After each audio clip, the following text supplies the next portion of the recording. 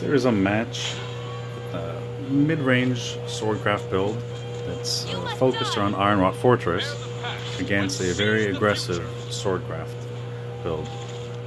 In the opening hand, it's nice to see the Ironwrought Fortress. However, I mulligan to it, and as you see, I don't get it. Decided to keep the Perseus just so I had something early to do, and possibly trade off with an X1 follower early if need be, just to save some health.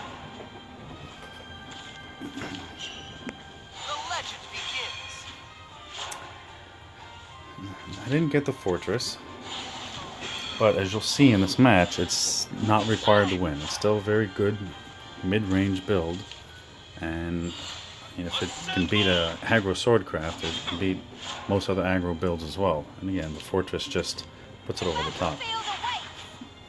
The opponent is clearly playing very aggressively, which makes sense. Is what you're supposed to do with the aggro sword, and just going straight to face every turn.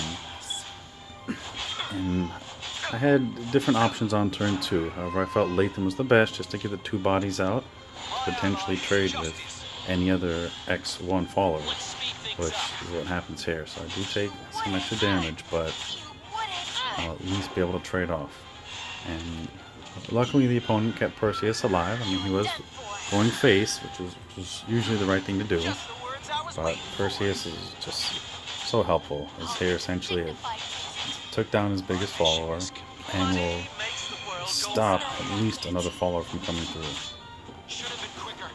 Very good 2-for-1 in that case. And then, of course, I get Mars out, which is just phenomenal in this build, especially with the Fortress, but I mean, anytime you can have Mars stick and play additional followers, you're just gaining value.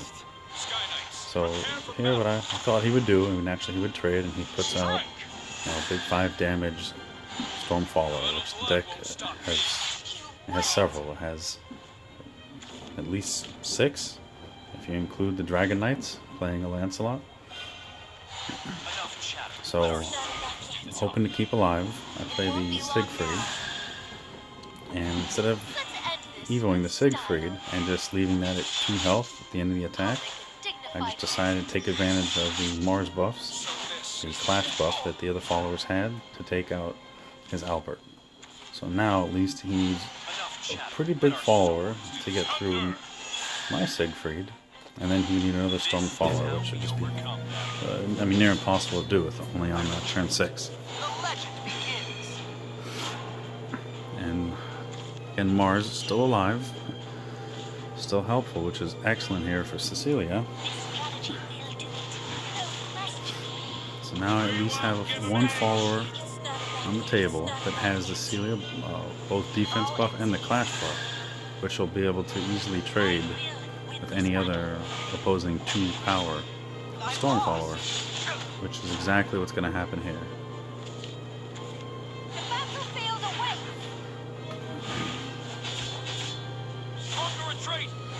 Now, luckily he didn't have another Storm follower, which is some luck, but also, I mean, he had a very aggressive start, so it's not necessarily to say he was lucky, just basically ran out of gas, which the deck can do. So here, of course, instead of going face, I didn't think 3 health was near enough to do that, so I do destroy his follower, and he had some options there to top deck and win, and again, he didn't get it. So I was able to hold off and pull off the win there without ever needing to play the Fortress.